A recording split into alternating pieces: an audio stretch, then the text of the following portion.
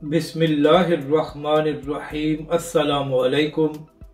मैं हूं अली असगर और आप देख रहे हैं मेरा यूट्यूब चैनल। एक बार फिर तहरीक लब्बैक पाकिस्तान के साथ गुंडागर्दी और तहरीक लब्बैक के नाज़िम आला पर हमला, इस वीडियो में हम इसी के मुतालिक बात करेंगे।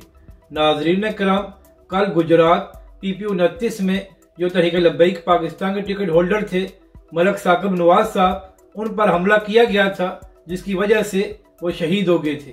और फिर नाज़रीन कराम, तहरीक लब्बैक पाकिस्तान और हाफिज साद रिजवी ने हुकूमत से मुतालबा किया था कि कातलों को गिरफ्तार किया जाए, मगर नाज़रीन कराम, तहरीक लब्बैक के खिलाफ गुंडागर्दी खत्म नहीं हुई और आज एक और खबर सामने आई है।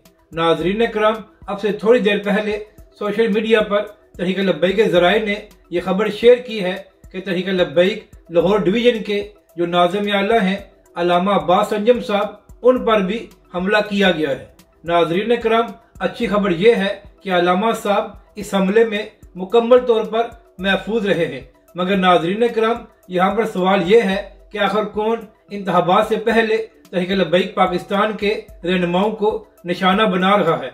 क्या हुकूमत और इदारे सो रहे हैं कि गुंडे आकर तहरीक लब्बैक के रहनुमाओं पर हमला करते हैं? नाज़रीन कराम, तहरीक लब्बैक पाकिस्तान ने हुकूमत और इदारों से मुतालबा किया है कि फौरी तौर पर इस गुंडागर्दी को खत्म कराया जाए। नाज़रीन कराम, क्या यह तहरीक लब्बैक और हाफिज साद रिजवी के खिलाफ एक नई साजिश है? और क्या इंतखाबात से पहले तहरीक लब्बैक पाकिस्तान का रास्ता रोकने के लिए यह सब कुछ किया जा रहा है?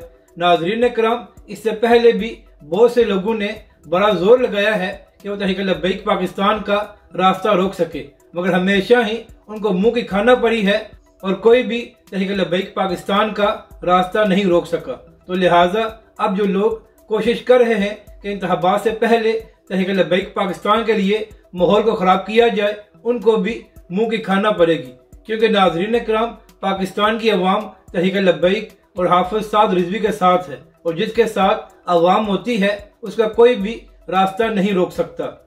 अपनी राय का जरूर इजहार करें कि आपको ये वीडियो कैसी लगी और हमारे इस चैनल को भी सब्सक्राइब करें।